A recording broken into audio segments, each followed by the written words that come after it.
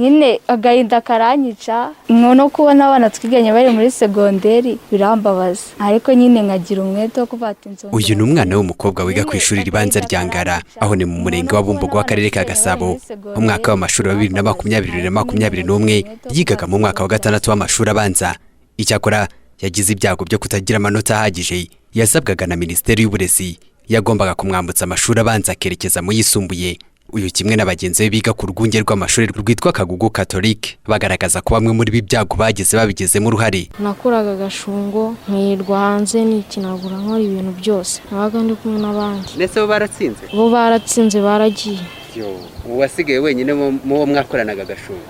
Twaragikoze cyari cyoroshye ko kubera ibintu by'ikigare nyine naratsinzwe ndasigara. Twagendaga tukicara hanze mu gihe abandi babaga bari mu mashuri barimo bariga twabaga turi gutera story nyine tunaganira.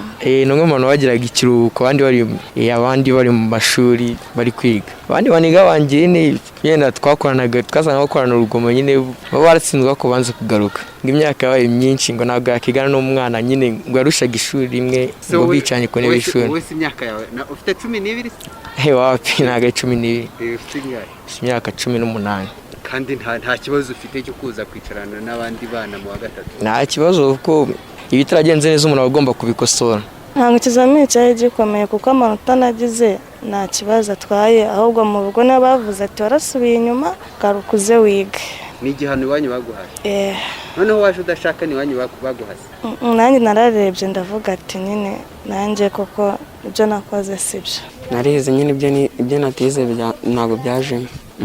Ese nuko mutabyize mu ishuri? Oya nuko natabyize natanashyizeho umwitugu.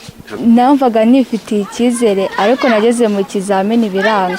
Wenda navuga yuko atari ubwenge bwinshi cyane ariko nyine nageze mu kizamini numva ntabwo mbishoboye nyine birangira nje muri icyo cyiciro cyitwa U. Imibare igaragazwa n'urwunge rw'amashuri rwa Kagugu Catholique batubwiye ko mu mwaka w'amashuri ushize abanyeshuri 48 biga mu mwaka wa gatatu w'amashuri yisumbuye batsinzwe ikizamini cya leta. Ivuze ko n'ubu bakagombye kuba biga muri uwo mwaka. Icyakora nyuma y'ukwezi kumwe ngo hamaze kugaruka 19 bonyine. Naho mu mwaka wa gatandatu w'amashuri abanza hatsinzwe 67 ariko 17 nibo bagarutse kunonosora amasomo batsinzwe mu mwaka ushize. Aba bagarutse nabo ngo basubiye kuri intebe ku gahato. Abandi ngo babonye imyaka yabo itakibemerera kwicarana n'abana. Bwana Abana bashaka Jean Baptiste ni uyoborera ishuri. Bamwe baraje bakajya biyimura tukagenda tukabashaka tukabasubiza aho bagomba gusubizwa nubwo atari benshi cyane ariko turacyakomeje urugendo rwo kubashakisha aho baba baherereye. Hari bamwe bagiye batinya kuza gusibira ku kigo n'ubundi batsindiweho. N'abana basa nkaho bafite igikuriro b'abahungu b'abasore bavuga yuko imyaka bafite itabemerera kuba bakomeza kwiga muri uwo mwaka wa gatatu cyane cyane ko Covid nayo yatumye biga nibura imyaka 2 mu mwaka umwe. Banze kwiga bashaje ariko mu by'ukuri ntabwo bashaje. Icyakora ku ishuri ribanza rya Ngara abasibizwe bose ngo bagarutse ku masomo. Icyakora ngo babiri muri bo bagiye ku bindi bigo. Abagarutse kuri iri shuri ribanza ngo byabagizeho ingaruka mu mitekerereze. Bwana Hagenimana Joel ayoborera ishuri ribanza rya Ngara. Byabagizeho ingaruka mu mitekerereze kuko naba bariho tugitangira twagiye tubarura imibare tukabona haraza bake. Nko ku munsi wa mbere ntago bose haje bake. Tubatumaho bagenzi babo dufata nimero duhamagara ababyeyi kuko twari tuzifite. Hari karero zihariye twagize ari ababyeyi 3 baje akaza kakubwira ati umwana yanze kuva mu rugo. Ubwo bikaba ngombwa ko tuvuga tuti uze kumuhendahenda aze tuganire yaza tukamwumvisha ko kuba yarasibiye ntabwo ari icyaha. Ngira ngo nabo bose bamaze kuza ahubwo wabonaga ko batiyumvamo bagenzi babo ariko twafashe umwanya nje ubwanjye n'abarimu turabaganiriza. Uyu munsi nibura nkuko nabo mwanaganiriye ngira ngo bavuge ko bafite nibura courage mbere kuganira nawe ntago byabaga byoroshye. Nubwo gusibiza abana ku bwinshi byabagizeho ingaruka Bwana Abana bashaka Jean Baptiste wagaragaza ko byabatinyuye kubw'ibyo ngo ntibazigira bongera kwemera ko umwana yongera kwimuka atazi kwandika. Urasanga hari generation zatambutse ugasanga umwana aragera mu mwaka wa gatatu wa secondaire atazi no kwandika izina rye.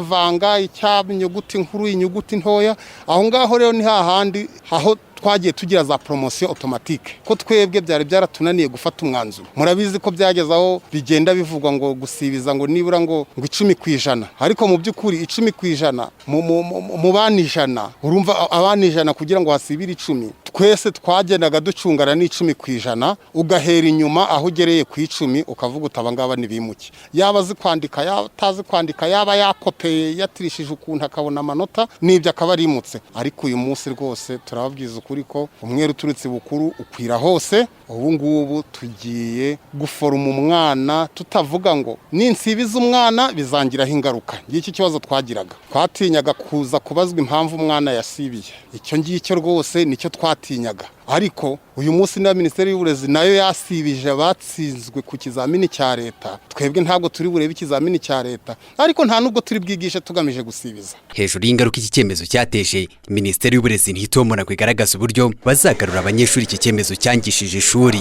Dr. Valentine wa Maria tubona nta nubwo ari bariya gusaba bakigaragara batarasubirayo, nabo mu cyiciro cy'abatsinze hari abatarajya ku ishuri. Kiri gukorwa rero ni ubukangurambaga ku nzego zose dufatanije muri gahunda y'uburezi kugira ngo abo bana koko basubire ku ishuri. Ubuyobozi bw'ibigo by'amashuri bugaragaza ko gusibiza abana byatanze isomo rikomeye. Abenshi ngo ntibakirirwa hanze, ahubwo basigaye bakurikira amasomo ku kigero gisaga 90%. Icyakora ngo abarimu ngo bagomba kwirinda gukangisha abana icyitwa gusibiza, ahubwo bagakora inshingano bahemberwa.